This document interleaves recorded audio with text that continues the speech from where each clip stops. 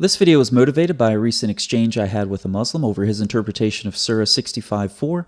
I'll put a link to that exchange in a pinned comment so that you can read up on it if you like. But throughout this exchange with this individual, I kept wondering how other Muslims interpret Surah 65:4.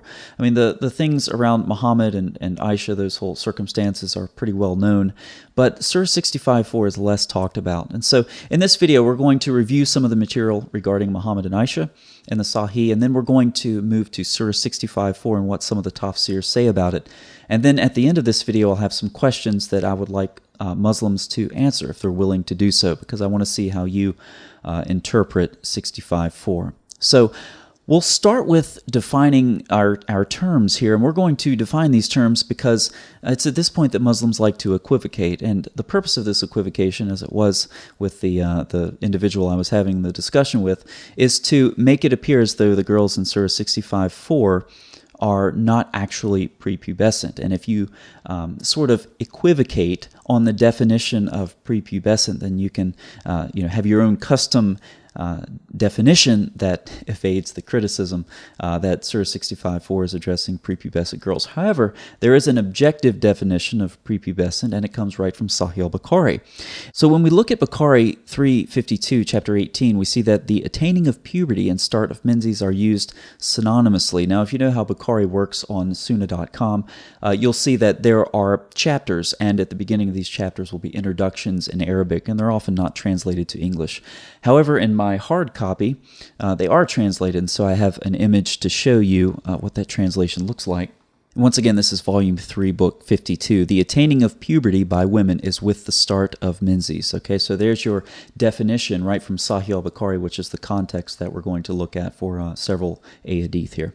Now, you'll notice that I have links next to each hadith, and this is for easy reference for you and to make the video flow faster. So I'm not going to stop and cite the source for each one of these, but I'm going to copy paste all of this information into a pinned comment so you can very easily check these sources for yourself. All right, regarding Muhammad and Aisha, of course, he married her when she was 6 years old, and he consummated his marriage when she was 9 years old. This is documented in numerous hadith that are rated Sahih. From Sahih Muslim 1422c, she was taken to his house as a bride when she was 9 and her dolls were with her. Now this is significant because according to Bukhari 6130, which also quotes the commentary on Bukhari, it was allowed for Aisha at the time, that is playing with dolls, as she was a little girl, not yet reached the age of puberty. So in addition to her being described as a little girl at the age of 9 who came from a swing set, incidentally, according to other hadith, she had her dolls with her, and this was allowed because she was prepubescent, and that's when she went to Muhammad's house for intercourse. Now this brings us to Dawood 4931, because sometimes Muhammad would stay there with Aisha and her friends as they would play with dolls, and sometimes something else would happen, and this is rather disturbing. I used to play with dolls. Sometimes the Messenger of Allah entered upon me when the girls were with me. When he came in, they went out. And when he went out, they came in. So sometimes when Muhammad would approach Aisha and her friends with dolls, they would all leave, and then it would just be her and Muhammad alone. And when Muhammad would leave, then her friends would come back. This is really disturbing stuff. Now we have a couple of parallel narrations here in Bukhari. These narrations describe Aisha as a little girl who has not yet reached puberty, and she's being screened while she's at this festival watching some Ethiopians. And that's Bukhari 5236 and 5190. Now, I have a note at the end of 5190, right after Aisha says, "You may estimate of what age a little girl may listen to amusement." And again, she's described in 5236 as not yet reaching the age of puberty. And in Dr. Muhammad Khan's translation, he adds a footnote right at the bottom of 5190 in Bukhari, and I'll put that up on the screen, that says, "Aisha was 15 years old then." And once again, because Muslims love to avoid this stuff, I'll put it on the screen for you. Now, Aisha is further described numerous times in the hadith as being a young girl of immature age. There's another example there from Bukhari, and a link if you want to check that out. Now, let's move into Surah 65:4, because what Surah 65:4 says, "If you are in doubt about those of your women who have despaired of menstruation, you should know that their waiting period is 3 months, and the same applies to those who have not menstruated as yet. So what this is describing is there's a waiting period prior to divorce, and this is to prevent a woman from getting pregnant and not knowing who the father is. Basically, if she gets divorced and she's pregnant, but it's in the early stages of pregnancy, nobody knows it, she gets remarried again, has intercourse, consummates the marriage, and then she's pregnant, well, who's the father?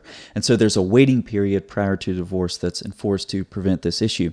Surah 33:49 says, "O believers, if you marry believing women and divorce them before the marriage is consummated, you are not required to observe the waiting period." So the waiting period is only if the marriage is consummated. Obviously, if it was not consummated, then the woman's not going to be pregnant, so you don't need to observe the waiting period.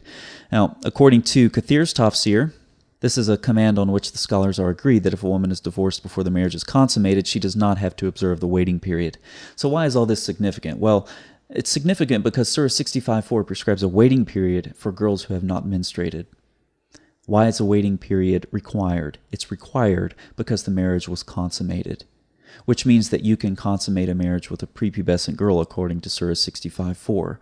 Now, Maududi triumphantly proclaims this. Therefore, making mention of the waiting period for the girls who have not yet menstruated clearly proves that it is not only permissible to give away the girl in marriage at this age. And what is that age? Well, it's the age of prepubescence, the age before menstruation. But it is also permissible for the husband to consummate the marriage with her. Now, Maududi anticipates the shock of his audience as he quickly adds, now, obviously, no Muslim has the right to forbid a thing which the Quran has held as permissible. And so Maududi lets the Quran interpret itself. A waiting period is required for girls who have not yet had their periods. A waiting period is required because a marriage is consummated. Therefore, you are allowed to consummate your marriage with a girl who has not yet reached puberty. This is the background of Surah 65:4 according to numerous tafsir. Let's look at a couple. From Jalalain, those who have not yet menstruated because of their young age. Again, those who are too young. And again, what about the waiting period of those who do not have menstruation because they are too young? And again, from Kathir, who have not reached the years of menstruation. Let's go back into the modern era with Sayyid Qutb. In this surah, the waiting period of a divorced woman or who is too young to have a period is specified. So you see this common thread, too young, too young, too young, too young to have a period, and there is a waiting period prescribed to them because you're allowed to consummate the marriage with these girls who have not yet reached the age of puberty.